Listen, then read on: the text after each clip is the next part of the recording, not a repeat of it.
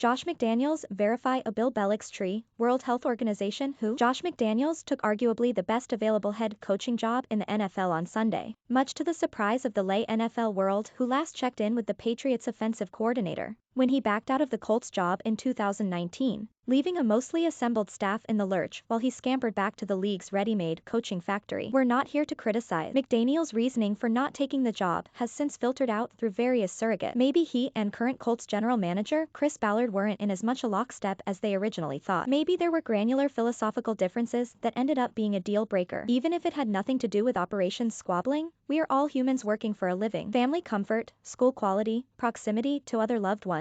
That feeling in your gut when you walk into the front door of a place for the first time, all of it becomes a factor. If people aren't still talking about Eli Manning refusing to work for the Chargers, we need to let this McDaniels thing go. But it is interesting, especially in the current state of coaching affairs. McDaniels left the Colts, ultimately, because he knew he could. He knew that his time would come again because of the league's unending desperation to replicate New England's 2-decade stretch of success. McDaniels upset many powerful people across the league. But the ultimate truth is that no owner is immune to the idea that if they place the right number of Patriots assistants and executives together in the same place, they'll start to glimmer like the rings in Captain Planet and summon some superhero from the depths of Earth to solve all their problems. The Lions kicked out a coach who actually took their team to the playoffs to try this. The Texans are alienating the entirety of their fan base and possibly hiring a head coach with zero head coaching experience to try this again. The Browns tried it twice in a row and failed. Outside of Bill O'Brien in Houston, every single attempt at this has been an unmitigated disaster. O'Brien is actually the gold standard of Patriots assistants, with Brian Flores a distant second. It begs the question, are we really this unoriginal? This is a league full of imaginative coaching. This is a sport so astoundingly peppered with talent and creativity. Sit in the bleachers of a high school football game one night and you might see something that, a few iterations later,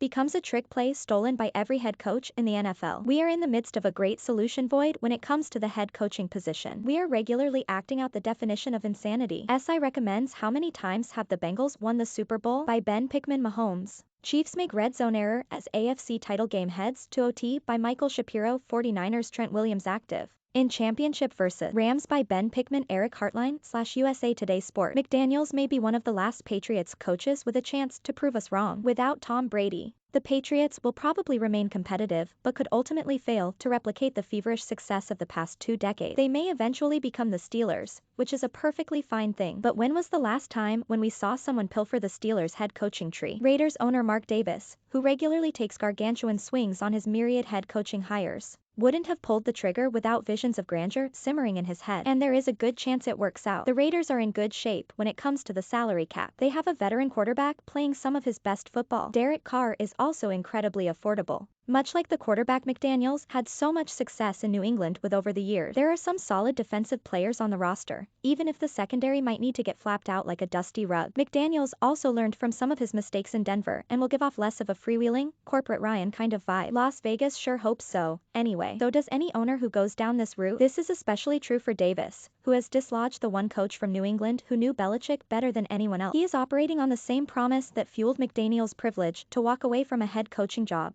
Allow the storm to pass and re-emerge again only when conditions seemed truly perfect for him. If Vance Joseph, Hugh Jackson, Jim Caldwell, or Steve Wilks backed out of a head coaching job, we would probably find them today hopefully vying for a special teams job at Valdosta State. McDaniels doesn't care about validating the Belichick tree, of course. And each of these people are individuals with their own ideas. They just all happen to come from the same coaching university that places each of its graduates in the front of the line for every head coaching vacancy. And it's fair to wonder when those hires will start paying dividends. And when Patriots assistants will be subject to the same judgmental process as the rest of the candidate pool. More NFL coverage. Tom Brady, in his own words, Von Miller is dreaming another dream. How the homegrown 49ers were assembled a very Garoppolo Sunday, the sad reality of the post-Brady Bucks.